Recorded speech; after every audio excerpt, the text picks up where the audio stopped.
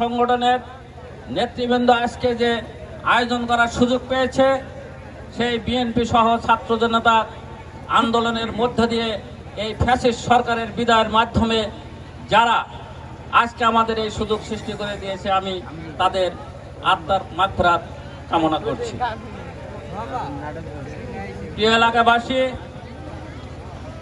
Carrom খেলা অত্যন্ত জনপ্রিয় খেলা। এই খেলাটি অহরহই হয়ে থাকে, কিন্তু এই রকম একটা প্রতিযোগিতার মাধ্যমে এই যে আজকের খেলার আয়োজন, এটা আমি আমার বয়সে কমই দেখেছি। এজন্য আজকে এখানে যারা এই খেলার আয়োজন করেছেন, আমি আয়োজকবৃন্দকে আন্তরিক ধন্যবাদ জানাচ্ছি। পাশাপাশি আমি অনুরোধ করছি, আজকে আমার নেতৃবৃন্দ আপনারা এই এলাকাবাসীর মানুষের চাহিদা পূরণে যে কর্মসূচি গ্রহণ করেছেন, আপনারা চালিয়ে যাবেন। পাশাপাশি আমি অনুরোধ করব, আপনারা জনগণের পাশে থেকে জনগণের কল্যাণমূলক কাজে আপনারা আত্মনিয়োগ করবেন। আমি অনেক জায়গায় বলেছি, আমাদের কেন্দ্রীয় নির্দেশনা মোতাবেক আমি এলাকার সমস্ত নেতৃবৃন্দের উদ্দেশ্যে বলছি, এলাকায় কোনো রকম চাঁদাবাজি এবং মাস্তানির জন্য আশ্রয় না থাকে। এটা আমার দলের পক্ষ থেকে এই এলাকায় যারা নেতৃবৃন্দ আছে তাদের প্রতি আমার বিশেষ অনুরোধ। আগামী নির্বাচন 26 সালের ফেব্রুয়ারি মাসে হবে ইনশাল্লাহ। 26 ফেব্রুয়ারি মাসে কিন্তু নির্বাচন হবে।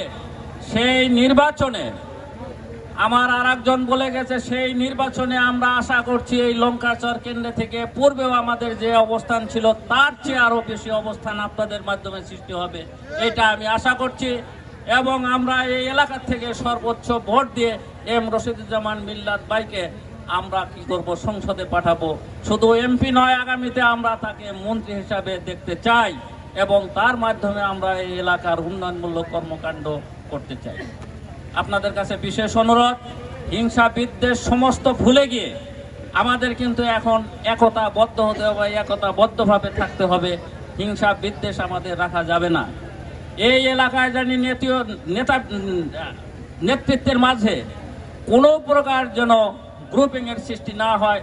যদি কারো কোনো রকম মন মানসিকতার একটু ঘাটতি থেকে থাকে, আমি অনুরোধ করব, আজকের থেকে আপনারা কি হয়ে যাবেন, এগুলা ভুলে গিয়ে আমরা একতাবদ্ধ আগামী নির্বাচনে আমরা কি করব, সাফল্য অর্জন করে আগামী সর্বোচ্চ ভোট প্রদান করে আমরা আমাদের সেই এম রশিদুজ্জামান মিল্লাত ভাইকে সর্বোচ্চ ভোট দিয়ে আমরা কি করব, এমপি বানাবো।